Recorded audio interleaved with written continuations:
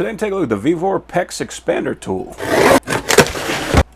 So it does come with a nice case. We got 3 different heads on here. So we got our 1/2 inch, our 3/4, and our 1 inch. Comes with 2 batteries. These are both 20 volt max. They do have indicators on the back, and they both come with 2 bars of charge. Those are 2000 milliamp hour batteries. They've got clip style locks, and they have 4 connections on there, and they're also labeled on top. For our charger, it looks like it will just slide right on there. I do like that style because that means that can easily fit in our toolbox. We don't have to worry about a great big brick sitting on our toolbox, not being able to close our drawer. The input is 140 volts, so it's good for international or domestic. It outputs 1.5 amps at 21.5 volts. Comes with a strap. Looks like we actually got a tube of grease, so that's nice.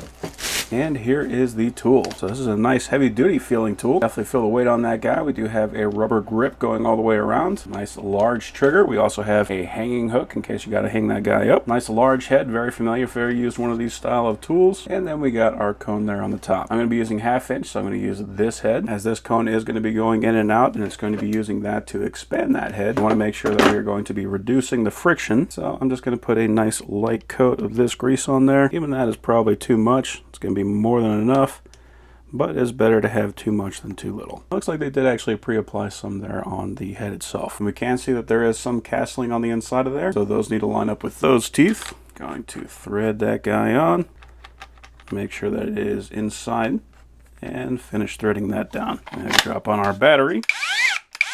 And it looks like we do have a light on there so we can see what we're doing. Let's take a look. Okay. So one thing that I see that I like about this is that it is not only expanding, it is also slightly rotating. So what that means is that when that is expanding the pipe, it's not going to be expanding the same spot over and over and weakening that wall. It's going to be opening up one spot, and it's going to rotate, open up again, rotate again, open up again. It'll keep on doing that to keep the expansion consistent all the way around. So that is very good to see. We can also see they did put that ribbing on there, so that will grab onto our PEX so it doesn't have a chance to slide off. And it looks like we do also have a trigger lock right there, so we don't have to worry about that thing just going off. I also appreciate seeing that this is a brushless tool, so that means that the motor is going to last longer, the battery is going to last longer, it's going to have more power, and it's not going to produce that smoke smell that you sometimes get with brushed motors. And this is something I want to point out because not enough companies do it. They actually made it so that you can fit it with the head installed on the tool. So if you know you're going to be working with 1/2 inch all the time, you don't want to have to keep on taking the head off just to fit the tool in the case. With this, you don't have to do that. You can leave the head on the tool, put it in the case just like that. So I appreciate that they did that. So let's go ahead and give that a test. It is important to know with this that there are 2 different types of PEX. This is going to be for PEX type A. PEX type A expands. PEX type B crushes. So the PEX type B, you're going to use copper rings that's going to crush onto the edge of the PEX, and that's going to be what makes a seal. With the PEX type A, it expands, and then it will slowly shrink back into place. So this tool should only be used with PEX type A. We're going to take our expansion ring. You can see we got kind of a film there on the end, so that's going to tell you which way it goes. Does it really matter? Not really.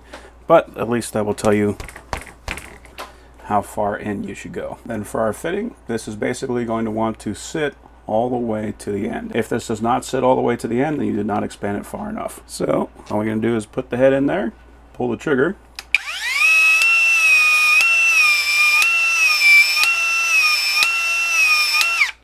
all right, and then we drop it in. And that is it. Now we're just going to wait for that to shrink back down, and that will be set. Now I did expand that a few more extra attempts, more than I needed to. I don't think it's going to need that because it felt like it was already fully expanded as soon as that was fully seated and expanded once. There we go. So that is ready to go. Let's do one more.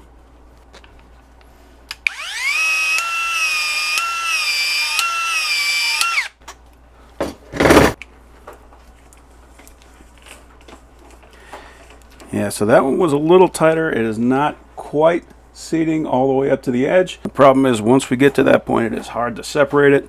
So the best thing to do here would just be to cut this off and try again. So you want to have at least 2 expansions when that is already fully in the tool.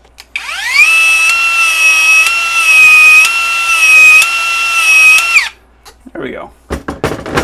So that would be a satisfactory expansion. So yeah, looking at that side, that can definitely make some good looking joints. And having one of these portable guys that is going to make working with PEX much nicer, and especially much better than those ones that you have to crank down manually. That just make your life so much easier. So yeah, if you're looking at doing some PEX-A work and you don't want to buy one of those manual tools, but you don't want to spend a lot of money, this is definitely going to be the tool that you want for that.